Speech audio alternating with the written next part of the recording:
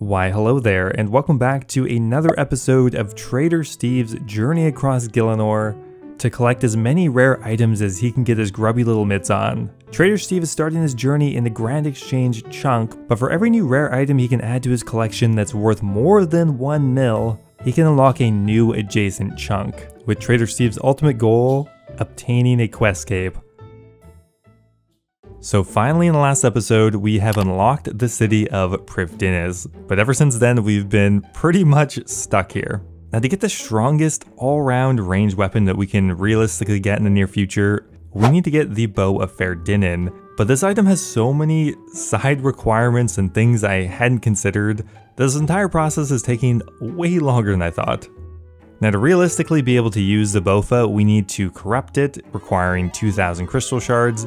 And in the last episode, we went all the way to 99 thieving to try to achieve that goal, but we only got like 950, so we're not even halfway there, and that's not even the end of it. There are plenty more issues we're gonna have to solve, but let's take one step at a time here. Okay, here we are. This is the result of the entirety of the last episode. It was a long grind. Took about 50 hours to get 99 thieving, but we ended up with nearly 1,000 crystal shards, which is good, plus 82 mil. Now when I started, the Bow of Ferdinand was only about 100 mil. Now it's 140 mil, which is annoying because I was so close and now we're like just over halfway. So there's nothing for it really, we just have to make some more money. But while we're doing that, we'll pray to Saradomin that they can crash the price of the Bofa for us. So I don't know about you guys, but I am sick of smashing my 5 key. I've had to reattach it several times now. So let's try a different way of getting crystal shards. Now if we look at our chunk borders, we have a few other options of obtaining crystal shards. Really the only other viable one is Zalcano. I've never done Zalcano before. I have no idea how many crystal shards per hour it's going to be, but I've heard it's pretty good, probably more per hour than elf thieving, but the money per hour is going to be, I think, quite a bit worse. So we're wearing this gear for reasons that I'm not quite sure of. I don't know, we're supposed to maximize our prayer about this, I don't know why though. Now when it comes to Zalcano and our crystal shards per hour, there's one main factor that is going to impact that, and that is group size. To get the best money per hour from Zalcano, you want a group of around 4, but because crystal shards are given out statically, regardless of how many players are in the instance, a larger group size is better for getting more crystal shards per hour because you just get more kill count per hour, even if the money's less good. So we're going to prioritize crystal shards here and sacrifice our GP a bit because we just need so many crystal shards still. So I don't think we have the luxury of trying to earn more money. So for those who haven't done Zalcano before, it's pretty simple. You just mine this tetra, go to the furnace, smelt it into some rounder tetra, I guess, and run over here and imbue it to get ourselves a marginal amount of runecrafting experience. And then we just throw the finished product at Zalcano. It does some damage. And then once it's down, you actually mine it with your pickaxe, or fail to mine it with your pickaxe because everyone else is way too quick, and repeat that 2 more times. So when Zalcano dies, you get a loot drop that is split between everyone there, based on your contribution, and either 1, 2, or 3 crystal shards. Now if you're paying attention and just doing it correctly, you can always get 2 crystal shards, regardless of the group size. Sometimes if you are not paying attention or are eating a bagel or something and just not really focused, you might only get 1 crystal shard or even 0. 3 is only given to the MVP, not super likely. So we're going to do the Master World for an hour and see how many shards we can get and really just get a good ballpark of how long this grind is going to take. Okay, so this is going to be our final kill in the hour, and it looks like we're going to be getting just north of 40 shards, which is way better than I thought. That's almost double what I was getting from elf thieving, so that's exciting. I don't think our GP is very good at all. Now if you check our loot tracker, we ended up with about 700k in loot in an hour and about 40 crystal shards. So at this rate, it looks like we have about a 25 to 30 hour grind ahead of us. Quicker than I thought, but that's a lot of Zalcano. Honestly, this is really the purest form of RuneScape grind. To reach my goal, I need this number to go up, no shortcuts, just 2 crystal shards every damn kill. But setting goals and achieving them is kind of what this game's about, and when you think about it, you can apply the same concept to other goals like going to the gym or learning a new coding language. And that is what's really amazing about Boot.dev, today's video sponsor. And while I'm telling you about it, let's get this grind underway. Boot.dev offers a completely new way of learning back-end programming. Their courses are online and completely self-paced and feel more like an RPG than conventional learning, which is not only a much more fun way to learn, but works perfectly with my 29-year-old RuneScape brain. They have complete courses from start to finish for Python and Go programming languages, and as you progress through the courses, you'll earn XP, levels, achievements, and complete quests, and you can even compete for ranks on the global high scores. Before long, you'll realize that you've actually written a ton of code, and that's perfect because it's by far the best way to learn. Now, unlike RuneScape where nobody cares that I am 6/10 of the way to corrupting my Boa-Ferdinand, learning a programming language can actually have real-life benefits. Back-end programmers have incredible earning potential, and in the US, the median salary was over $100,000 in 2023. So if you're interested in programming, definitely go check out boot.dev. Click the link in my description or use my promo code FlippingOldSchool, and you'll even get 25% off your first payment. That's 25% off your first month or your first year, depending on the subscription. And thank you to boot.dev for sponsoring.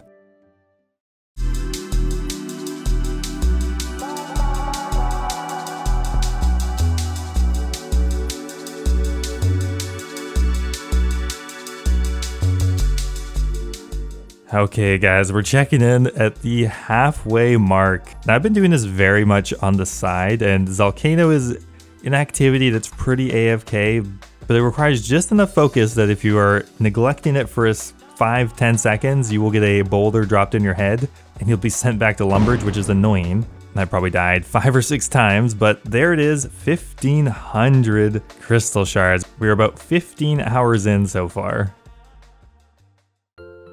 Oh my god, it's our first unique item! I didn't even talk about the uniques actually, now that I think about it. Well, here's one of them, the Zalcano shard. Unfortunately, not worth anything. It's actually worth less than the runate bars they got alongside it. Now, Zalcano does have one actual valuable unique item, and that's the Crystal Tool Seed. Unfortunately, it's pretty uncommon. I think it drops at a rate of 1 out of 200 per kill, independent of the amount of players. So if there's 20 people killing Zalcano with you, it's very unlikely you get the Crystal Tool Seed. If we were to get it though, it would be about a 15 mil drop, which would be super exciting. That would double our expected profit from this grind. It's not very likely though.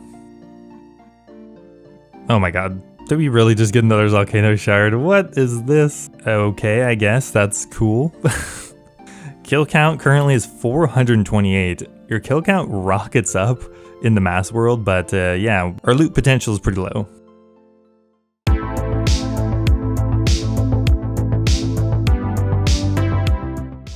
I refuse to bank again. We are going to risk it.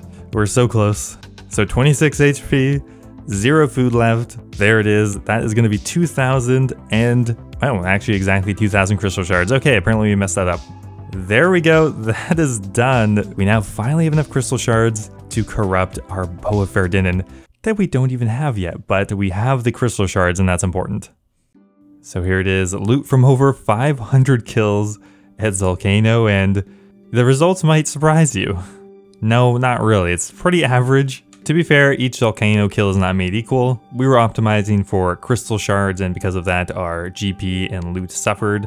With that said though, we earned ourselves well over 15 mil. Finishing off this grind, we have a couple items I forgot in the bank. So our first inventory is worth around 16 mil just from all the ores, bars, and runes, and of course our 2 Zalcano shards. We also ended up with 1.6 mil worth of onyx bolts, and about 1.3 mil of runite ore, bringing our total up to around 18 mil. We're able to sell a few other random things in the bank, and look at that guys, a 100 mil cash stack for the first time in Trader Steve history. We're breaking new ground today. Now, when I originally made this plan, the Boa-Ferdinand was around 100 mil, so I thought I would be more or less done after Zalcano, or at least done earning my money. But that's not the case. They went up another 40 mil in the last couple of months, and that means we need to earn more money. But first, we have to talk about the elephant in the room. Now that would be Varlamore. Varlamore was released last month, and with it we received a new area expansion, and of course, a bunch of new chunks. With just the first batch of Varlamore, it's added in over 30 new chunks to unlock. That kind of brings a bit of a dilemma. 30 new chunks that we would have to unlock to complete a questscape is starting to become a bit untenable with the original number of items that we started the series with. The series has been going on for long enough now that the game has changed enough, and I have a couple options here.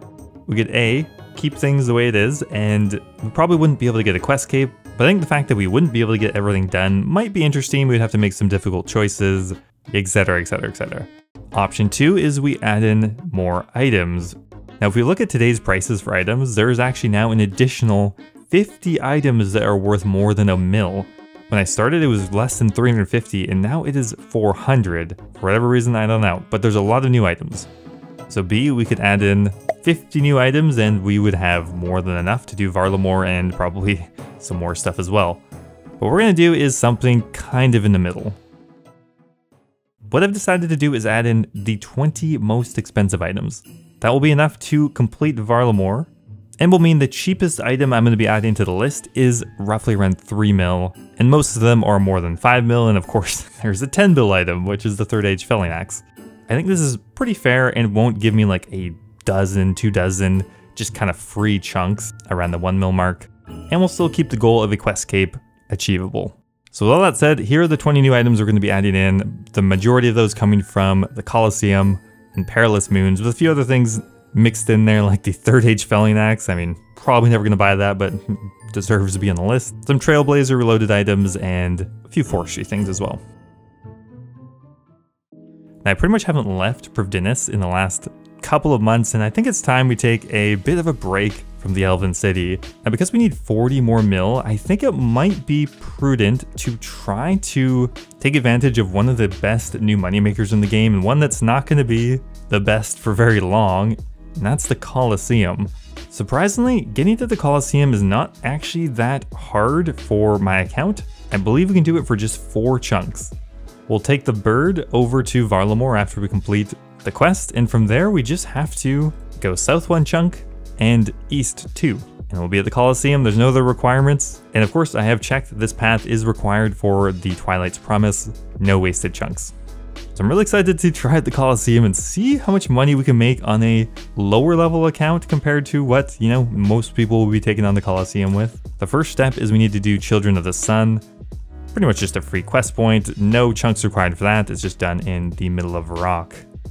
Oh, this saddens me a bit, but we have to break up our perfect 100 mil stack.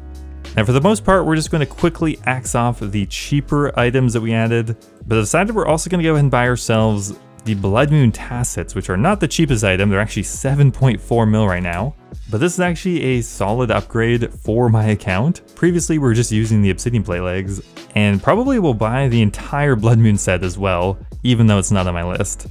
So to go with that, we'll get ourselves the Dragon Felling Axe, the Cloth Pouch for 4 mil, and the Blowpipe Ornament Kit for around 4 mil as well. Dropping our cash stack by 18 mil, and there's nothing left for it. I think we can just head over to Varlamore.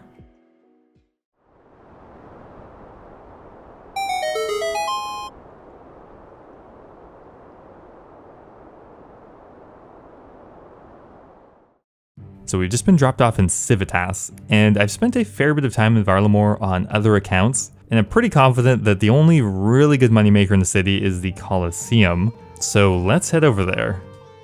So we need to unlock the Bazaar chunk, which if I didn't already have 99 Thieving, maybe would hold some interesting options, but we do, so we don't really need too much here, I don't think.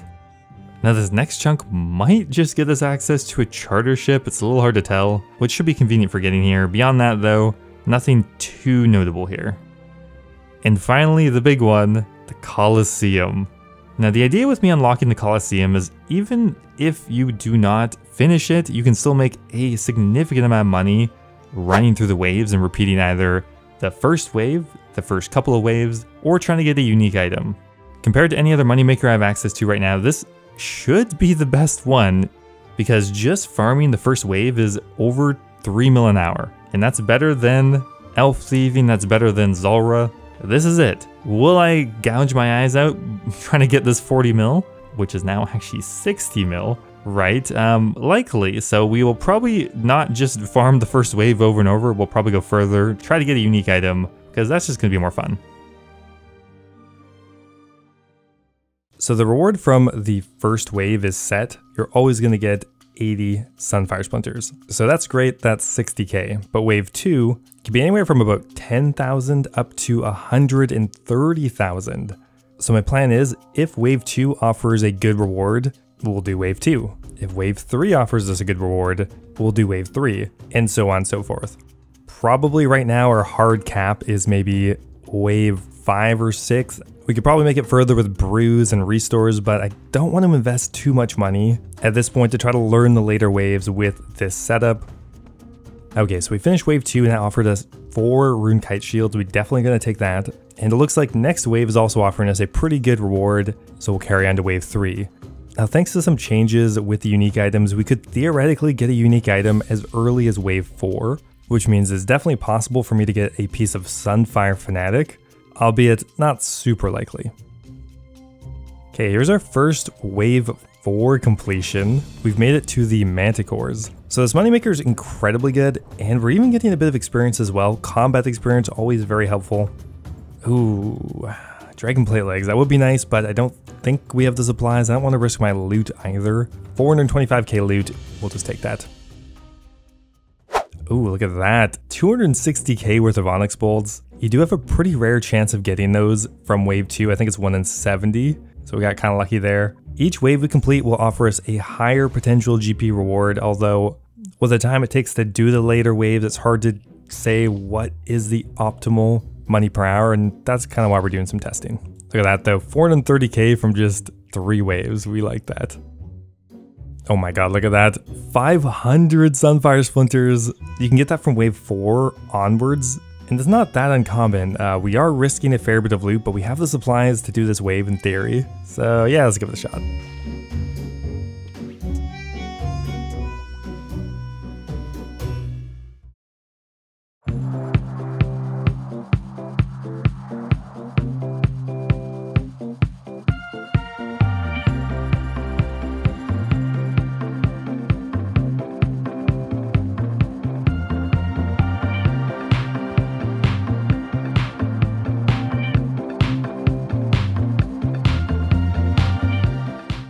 Okay, we finally saved up a solid amount of loot, so we have about 8 mil just in Sunfire Splinters, over a mil worth of Rune Kite Shields, and some other various loot, bringing us a pretty solid 10 mil we can add into our cash stack, which means we're up to 91 mil. We're gonna make one quick gear upgrade here. We're gonna buy ourselves a Abyssal Tentacle. A 3 mil investment, but I think the extra DPS and accuracy will be worth it, so we'll give it a try. Now, for the most part, we have not really tried to push later waves. It's expensive. I've tried a few times, but I've ended up dying on wave 6. And yes, the expected GP is higher per wave, but that's based on getting a unique item. And I really want to get this bow fared in before it goes up in price more. I mean, I just want to buy this stupid thing. We've been working on it for so long. Okay, we made it to wave 6. We're totally out of supplies though, but that's a 760k loot. Pretty damn good, although we did have to use some brews, some restores, but hey, definitely worth it. Okay, another pretty solid day and a half of Fortis Coliseum farming, making it as far as wave 6. Well, let's see what we got in the bank. Ooh, 14,000 splinters, looking pretty solid. We're gonna get about 10 mil for all these splinters, and another 3-ish mil from the other stuff, rune armor and whatnot, which means once these sell, we'll be pretty much back up to 100 mil. We'll have recouped our investment. Didn't think I'd come back so soon, but we do need crystal shards, which means we're doing some elf thieving. We need money, we need crystal shards. It's just literally the best option we have. Now, the reason we need more crystal shards is going to be for the actual crystal armor, which is a whole other smaller, albeit still notable grind we're going to have to do after, but we're taking this one step at a time. But more crystal shards, we need those. Okay, so I was doing that on my laptop mostly. We're up to 42. So yeah, we're getting up there. That means we got an additional 6, which is pretty amazing. That's another 10 mil we can add to our cash stack. Plus we ended up with another like 75 crystal shards. So unfortunately, I think we've determined that wave 1 farming is the best for me right now. Long term, it would be better to push further, but I just need the money now. And wasting time and dying is just not what I need right now. So we've been turbo farming waves 1 and sometimes 2 if it offers the kite shield. Super brainless, but at least we can do this with minimal mental energy. So we're able to grind out a significant amount of Sunfire Splinters once again. Oh my god. So unfortunately for me, we've hit the perfect storm of making this annoying as humanly possible. Sunfire Splinters are dropping. We were able to sell them for 600, but who knows how low they will drop. And at the same time, the Bow of Ardinen is going up. So feels like we're fighting a losing battle here, but we're up to 128 mil, plus we have more to sell off. We're so close now, but it's not there yet, and who knows how high the BOFA could go. Oh my god, that's all Sunfire Splinters. That's not even what we want anymore. Give me anything but that. Still 500k though, we'll take it. Oh, so we got another 9,200, which unfortunately is not worth as much as it was. They're down to 480. It's pretty rough. These things are tanking so hard right now. 137 mil. That's so close, but it's not enough. I think if we were patient, maybe the Bow of Ardinen would drop back down. It was that price earlier today. I'm losing my mind here. It's 141 mil now. Well, we're gonna do it. Let's just try to put an offer in. We're gonna be patient. See if we can grab it for 137.7 mil. So while we're waiting, I just cannot do any more Colosseum. I'm so sick of it. We're gonna try to do some Zulrah. I know, kind of out of left field, but we did unlock it when we completed Song of the Elves. And honestly, I'm just kind of curious to get a couple kills. I don't think the money per hour is going to be great, but we have the agility shortcut. We have a Toxic Trident and Blowpipe. I mean, we have pretty decent gear. We even have a Ring of Suffering. I don't even remember why I bought that, but we have it.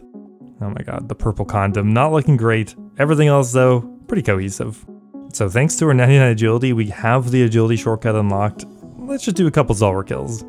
Man, it has been so long since I've done Zulrah, it's been years. Our DPS is actually pretty good. I mean, my skill is a bit rough, but I think we could get 2 kill trips. I don't know if that's worth using a Zolander teleport for that. There we go, first Zulrah kill and a pretty good loot. Free collection log, we will take that, and a Dragon Halberd. So there was one issue with Zulrah that I didn't even consider. I have nowhere to restore my stats. We can't go to Clan Wars, we can't go even to the Colosseum. I mean, we could, it's just far away. I don't have the restoration pool in my house. We don't have a good way to restore our stats, which means after every kill, we kind of have to either heal up in a bank, which feels bad, or go to an altar. It's just awkward. And our kills per hour were actually pretty low because of that. Probably only getting maybe max 15 kills an hour, which is barely a mil an hour. It's fun, I do enjoy Zulrah, but the GP per hour is just not good enough for where my account is right now. Where I'm not really sure if it's worth it. We're gonna sell off some loot though. We got about 1 mil from Zulrah. We sold off our Blood Moon chestplate. We'll buy that back later, it's fine. We have some Renar weeds in the bank. We were farming. We're doing a bit of everything here. Please just be enough. We are scrounging so hard right now. For the love of God, tell me that 140 mil is enough. Oh my god, actively traded 145. You're killing me here. Oh my. Still no luck at 140. We're gonna try for 141.5. We're gonna leave it in overnight and just pray. Please tell me that's enough money. Yes, it is done. We were finally able to get the Bow of Ardinen for 142 mil. Yes, I'm so excited about this. We've been working towards this freaking item for so long, and the journey is still not done, but this is the biggest hurdle really left. 140 mil investment for the Bow of Ardinen.